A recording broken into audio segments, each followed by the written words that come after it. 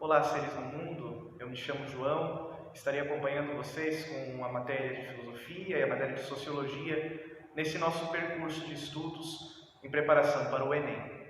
E nesse primeiro vídeo eu quero fazer aqui uma introdução ao que é filosofia, como ela surgiu e no que nós iremos trabalhar especificamente. Porque quando nós pensamos em filosofia, às vezes vem muita aquela coisa de frase de efeito para Facebook ou legenda para você postar as suas fotos, mas não é bem assim.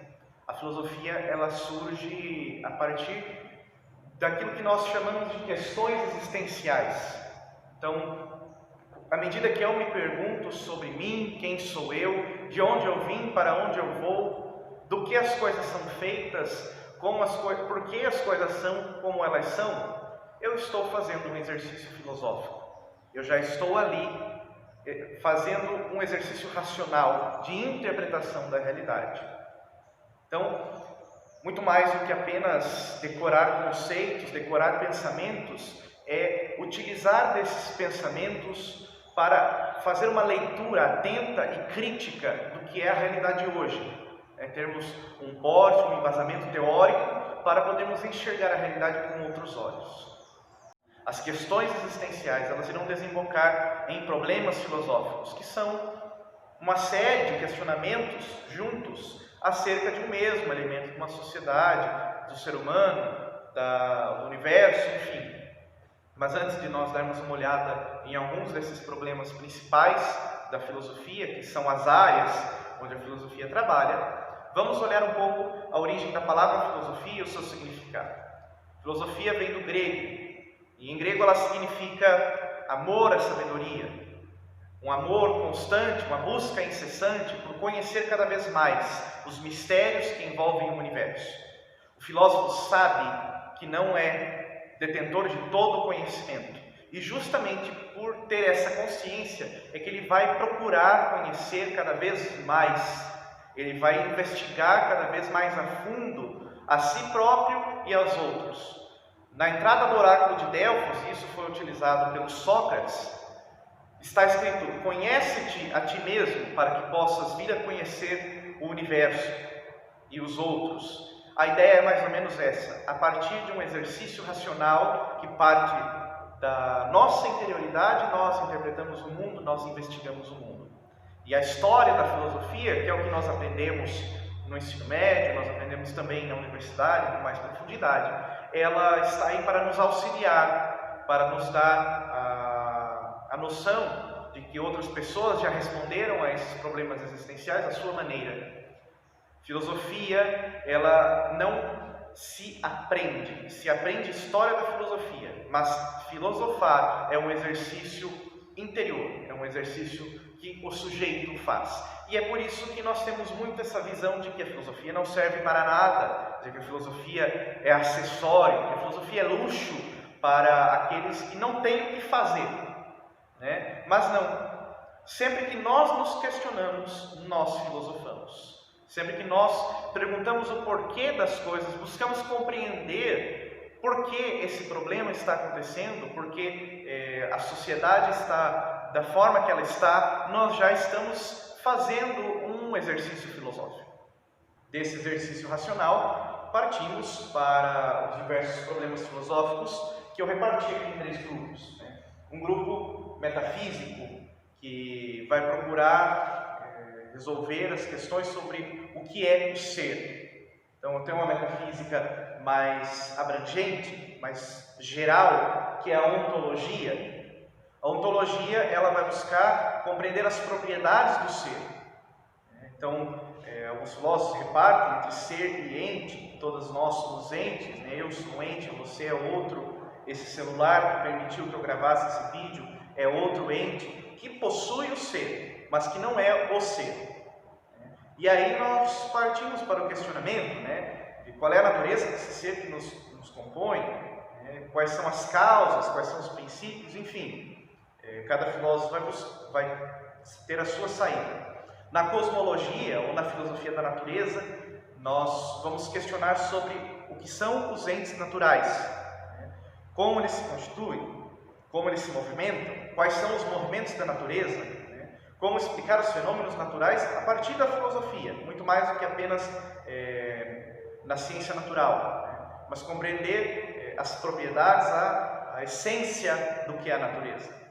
Aqui é uma preocupação muito grande com o que é a essência, ou seja, o que é aquilo que é o meu próprio ser, a minha própria substância, aquilo que me diferencia de todos os outros entes. E a metafísica, na sua especificidade, ela vai procurar realmente o sentido desse ser. Qual é a natureza desse ser e como esse ser se constitui. Por exemplo, uma metafísica aqui também mais particularizada, a teologia. A teologia, ela vai procurar entender a natureza de um ser específico, que é um ente supremo, que é um ser supremo, que é Deus, no caso. Mas qual Deus? Aí as diversas teologias vão encontrar os seus questionamentos e as suas respostas.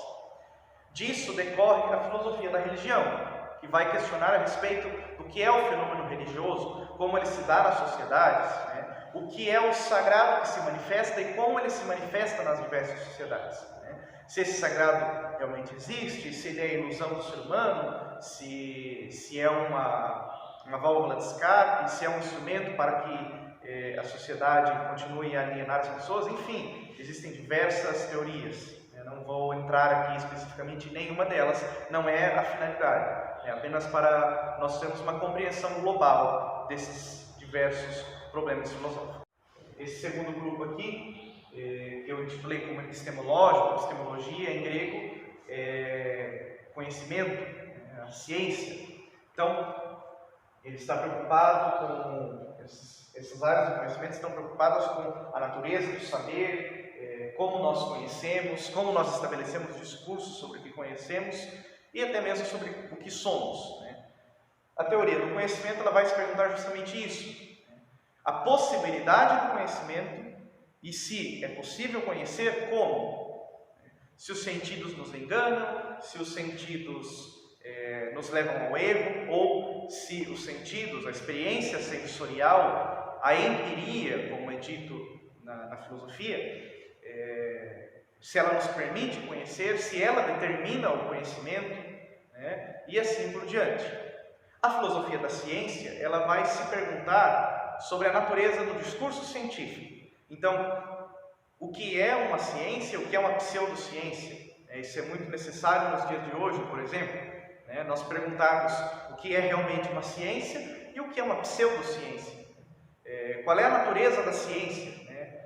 Alguns, por exemplo, vão dizer que a ciência só pode ser ciência se ela tem um objeto específico, se ela tem um método específico para chegar a hipóteses que tenham resultados, que tenham respostas firmes, complexas, claras e objetivas. Enfim, a lógica ela vai se pautar na validade desse discurso, seja para o conhecimento, seja para a política, enfim. Mas de qualquer discurso, de qualquer linguagem, a lógica vai estar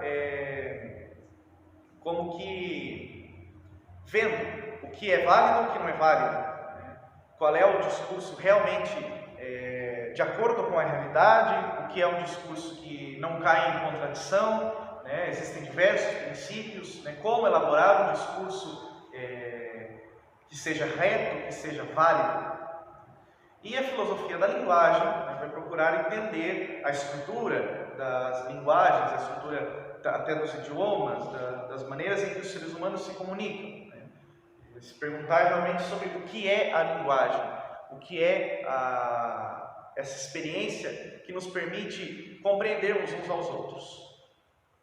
Vejam que eu tenho 4 questionamentos fundamentais. O que eu posso conhecer, em quem eu devo esperar, o que fazer e quem é o homem. E vamos começar aqui esse terceiro grupo por esse terceiro questionamento, a ética e a moral. A ética, ela trabalha a conduta do ser humano, a prática do ser humano na sociedade. E ela questiona sobre o que é o preceito moral. Então, se a moral é a lei, então a mãe que diz que não pode jogar bola dentro de casa, a ética é o questionamento dessa lei. o questionamento desse preceito. Então, por que não se deve jogar bola dentro de casa? E nem tudo que é ético é moral, nem tudo que é moral é ético, né? Mas antes disso, deve-se perguntar o que é ético e o que é moral. E aí nós decorremos para a filosofia política, que não muito cuidado aqui, não é apenas a politicagem, a política partidária, a política de eleições. Isso é uma parte, mas ela é muito mais ampla do que isso. A filosofia política, ela trabalha as relações de poder, quem tem o poder, o que é o poder, vai trabalhar as diversas formas de governo, vai fazer realmente uma reflexão sobre o que é o viver em comunidade, o que é o Estado, né? O que é o governo, quem é apto para governar, quem não é apto para governar, quem é cidadão, quem não é cidadão. Isso são questionamentos da filosofia política, né? Política, na Grécia, é o público, é o espaço público, é o cuidado com o espaço público. Então, alguns autores até vão dizer que o homem é um animal político, porque é um animal que, por natureza, tende a viver em comunidade. E daí nós vamos para a antropologia filosófica, que é essa pergunta fundamental, talvez, do processo filosófico, que é o que é o homem? E como o homem se relaciona consigo mesmo, com os outros homens, com a natureza e com Deus, por que não? Né? Se há um Deus, segundo a compreensão desse homem, ele também se relaciona com ele. Então, esses são os questionamentos da antropologia filosófica. E também a filosofia da cultura vai perguntar sobre o que é a cultura, como a cultura se passa de geração em geração, né? Lembrando que cultura vem de cultivo, né? Vem daquilo que é cuidado para todas as gerações e vai passando pelas tradições. E por fim, a estética, né? Não menos importante, né? Mas o que é a arte, o que é o artístico, né? O que é o belo, né? O belo está na obra de arte por si, ou eu que enxergo ou não o belo em uma obra de arte. E nós temos aqui uma relação grande, às vezes, entre a ética, a estética, a política, né? A estética usada em favor da política, a política que inspira uma discussão ética, né? A própria cultura que gera relações de política e poder, enfim. Esses questionamentos eles são muito próximos, têm as suas peculiaridades, mas eles são muito próximos e às vezes um ajuda a responder o outro. Então ficamos por aqui, espero que você tenha gostado, espero que você tenha entendido. Se não entendeu, não tenha medo de mandar um e-mail, de fazer contato conosco, pedindo a solução para a sua dúvida, né, para que possa clarear algo que tenha ficado obscuro.